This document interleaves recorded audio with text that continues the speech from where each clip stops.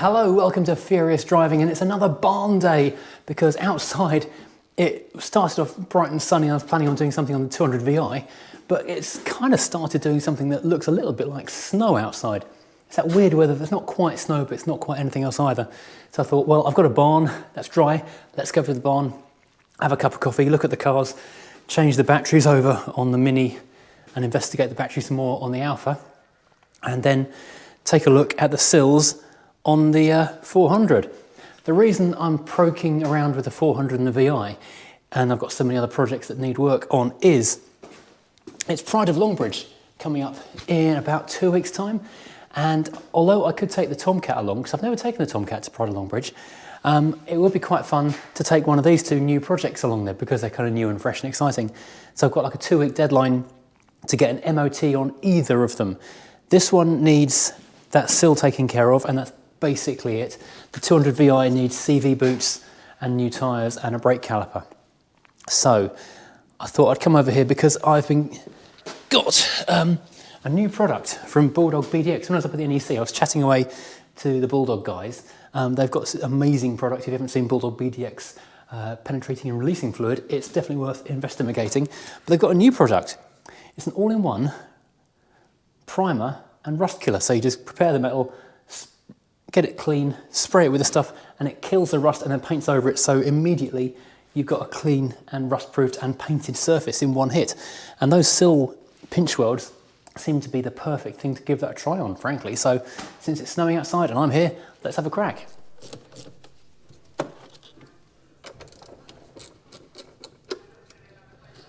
Well, this is quite interesting. This is the battery which I just took out of the Mini. It's always been a little bit small in the box. I've actually had to stand it on a couple of bits of wood to make it the right height to reach the connectors.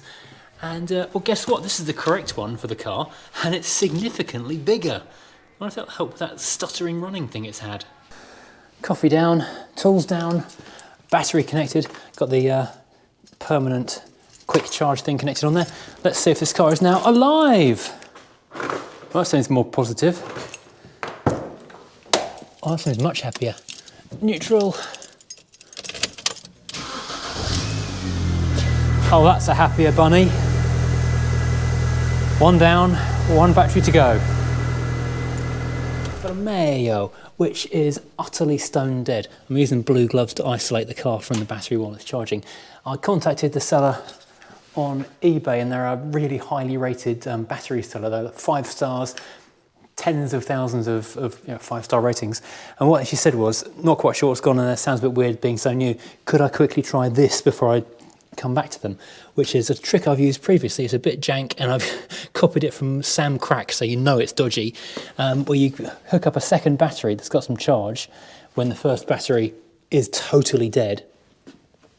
Then you connect the charger to that, and then that just kind of tricks the charger into charging that one, because that has just gone completely dead and won't take a charge. So I'm going to give that a couple of hours charge while I'm here, see if you're getting life out of it, and then report back. That's the problem with distance buying and selling. They've got their responsibilities. They do have to honour those. Trouble is, though, it's a long way away, so everything has to be posted in its delivery, and it's just based on trust. He can't come out and test the battery. He's only got my word for it. So there you go.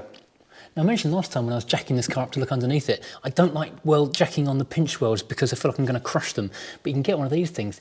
This from Draper is like an adapter that sits on the jack pad, goes around the pinch weld. I'll put a link to this in the description below because it is astonishingly good idea. So you don't then damage your pinch welds, and you can jack the car up cleanly without wrecking the thing. Great idea. Right, so I've got my little kneeling pad thing here, and I've got the car on an axle stand as well, and I've got one of these lava pads. I don't know what the hell you're supposed to call these. Paint and rust removal discs. These are really good because they're not too aggressive. They don't damage the metalwork underneath. And you can go in and whip all the dodgy old paint off. I'm going to have to do a floor painting exercise in this barn when the weather's a bit warmer because it is not good. Not good. I didn't bring a mask. You think after 2 years of pandemic, you'd have masks literally everywhere.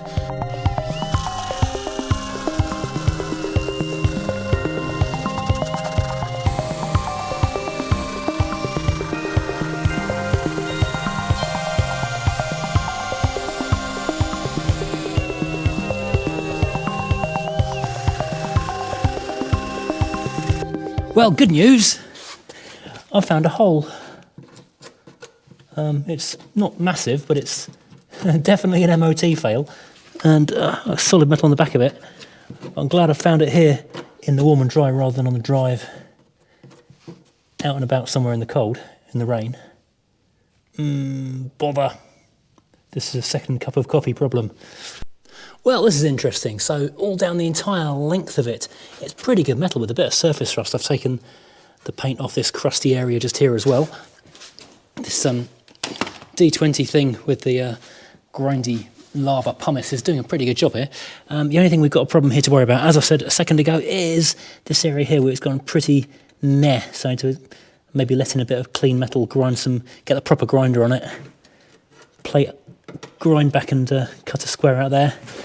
And of course, put a plate just there as well, grind that back to good metal too. That stuff I can't do here in the barn because it's a wooden building and I'm not allowed to weld in here for obvious reasons. Barn full of cars made of wood. Yeah, bit of an accident waiting to happen. So what I'll probably have to do is book this for an MOT, let it fail the MOT, take it home and then weld it on the drive and then take it back for a pass, which I think is my best option here. But in the meantime, I'll stand and grab that Bulldog stuff and give it a bit of a squiz up. Oh, on the inside of it, it actually looks pretty good. Oh.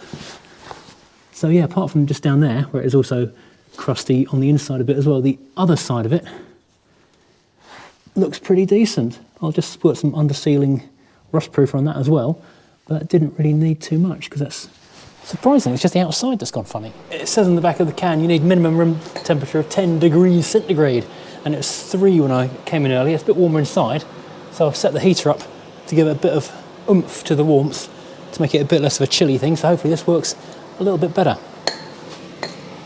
Stand that back a touch. Ooh, red oxide. It's a colour match, I'm going to call that.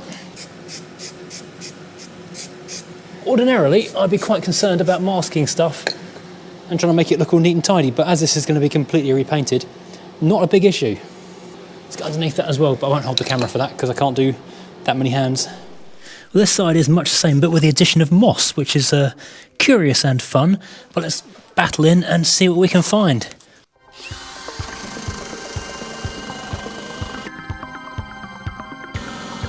This one looks a bit more solid, actually. Right, I'm going to crack on without the aid of the camera because I need 2 hands. While I'm up here with the tools and everything, I'm going to make a start on these little bobbly bits here just so I can see a proper assessment of how bad it is. One thing that has occurred to me while I'm working away with this stuff is that if I'm going to be doing much more of this kind of stuff over here, I'm going to have to get either some more batteries or a D20 charger to keep over here in the barn, because I've burnt through one battery already. This kind of drilling and stuff is quite energy intensive, but I'm doing quite well so far. 2 sills and about to start the roof on it. So hey, let's get going.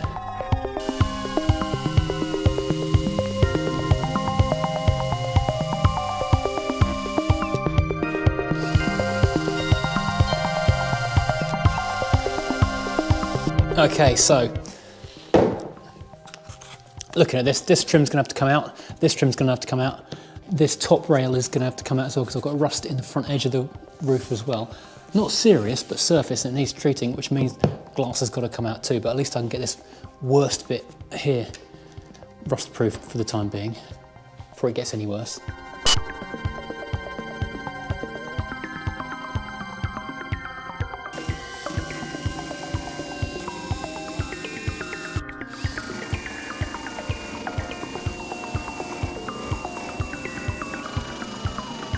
Well, this side does actually look quite a bit better. There's a lot of surface rust, which I've basically caught in time, but anything like the horrible crustiness on the other side.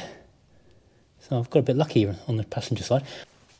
Weird really when you think about it, because ordinarily the passenger side is the side that would be getting all kind of clobbered by the puddles and the dirt in the gutter, and this is the side that goes worse normally. And the doors obviously it must have been something damp sitting on the driver's side in that rear corner. I don't know, maybe a leak in it, I don't know. We'll figure it out later on. At least I can just quickly undercoat this and be done. Oh yeah, did the doors too, because they were scabby. And it was suggested that maybe as a tribute to Quentin the convertible, I should get a silver back door for this car, because this is a Nightfire car and it got a Nightfire red wing on the front of Quentin until it got painted. So maybe until this one gets painted, I should find a silver back door for this one and fit that. That would be funny, but it's a lot of work, so I'll take that with due consideration.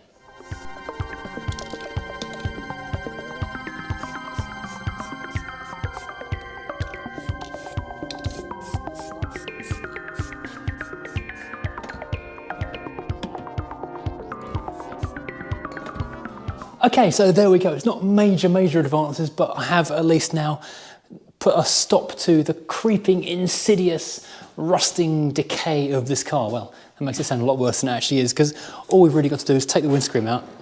I have painted this with the kind of masking that you only do off camera on cars you're going to be painting properly soon. So that is now all looking beautiful. That's virtually factory. The lights are on the other side of the car, unfortunately. This side is looking good. No holes to report. Doors are now not rusting anymore, just the wrong colour. I need a skimmer filler to make them nice. This side, oh, I didn't do this bit. I completely forgot the wheel arch. Yeah, we'll come back to that another time. That is basically not too bad. On that side anyway, it is just that hole there, and now that hole there, which is a new addition to the game. So what I'll do is I'll book this in for an MOT as soon as I can, basically, and then take it over for the MOT, which it will fail because of that. I'll stick some gaffer tape over it so I can pretend it's solid. It won't pass with that. But once we've got the MOT fail, I've got 7 days to take it home, weld it on the drive, resubmit it for an MOT, and then get a pass on it. So then we are laughing, because honestly, as far as I can tell, everything else in this car is good. So I don't see an issue with this getting a fresh ticket. So I will then have the option, assuming I can fit it in, because my MOT guy I'm using quite a lot recently, basically because I can drop the car off and walk home, and I'm not going to waste an entire day waiting for a car or get lifts and things.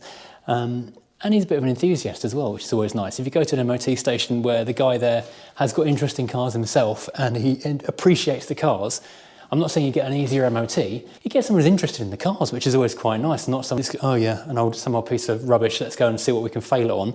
He'll give it a fair test, which is good.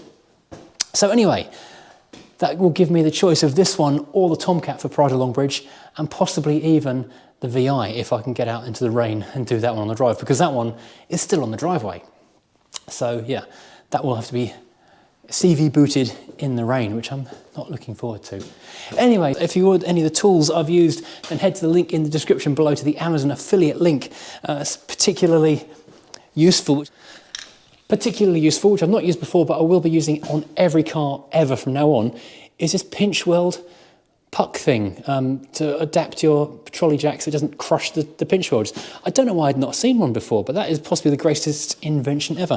In fact, I'm going to go and buy another one, because only one at home and one in the barn. So running them back and forth, it's at £11 or £12. So it's the kind of thing you can have multiple ones of. This one, the Mini, if I've got it here in the glove box, yeah, has actually got an alternate version, which is the BMW Special, because these things have got like a little box that you put into the sill instead. So that's rather handy, isn't it? Anyway, thank you for watching. If you've enjoyed this, please, as always, like, subscribe, hit the affiliate link store down below, and I'll also see if I can work out where online you can buy that Bulldog Rust Neutralising Primer. I got this up at the NEC, so I'm not quite sure where you'd buy it normally. I'll try and figure that out, and I'll stick a link in the description, because this is amazing stuff. It's rust proof, and it's primered, and it's ready to go. You just basically paint straight over the top of that, which is awesome. I think the guys from Bulldog were telling me that it was developed for people who are working on oil rigs and out on industrial applications right out in the middle of nowhere, where they just didn't have time to sand, then rust proof, then undercoat, but because it was raining where they were working, they didn't have time to hang around. They needed to be doing stuff instantly, and this is like an all-in-one solution for like heavy industry, which is brilliant for working on cars as well. So yeah, if I can work out, I'll drop them an email right now and ask where you can buy that from, and I'll stick it as a link in the description, because that is brilliant stuff, game changer. So good. Thank you for watching, and I'll see you again soon.